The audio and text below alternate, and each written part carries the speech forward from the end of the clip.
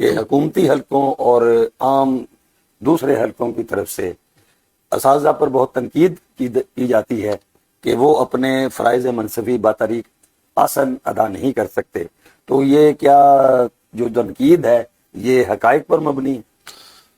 نہیں، مکمل طور پہ تو حقائق کے مبنی نہیں، لیکن کچھ حد تک جو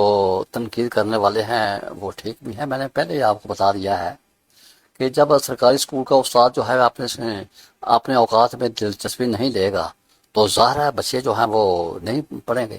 تو تنقید اس لیے ہوتی ہے پہ وہ ٹیوشن ورک کی طرف زیادہ توجہ دیتے ہیں استاد، ٹھیک ہے ٹیوشن میں پڑھائیں، اپنی روزی کمائیں، لیکن ساتھ ساتھ اس روزی کو حلال کریں، بچوں کا بھی خیال رکھیں، اور ان سے جو فیس لیتے ہیں وہ انہیں حلال کریں، اور بہتر انداز سے جو ہے وہ تعلیم دیں۔ اس سے معاشرے کے اندر ان کا وقار بھی بلند ہوگا اور لوگ تنقید کرنا جو ہے وہ بھی بند کر دیں گے۔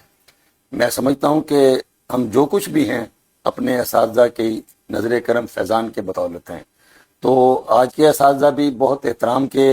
حامل ہیں، ان کو احترام کے حقدار ہیں کہ معاشرہ ان کو سلام کریں، مگر یہ عقیدت حاصل کرنے کے لیے کچھ کردار اساتذہ نے بھی ادا کرنا ہے۔ وہ اپنے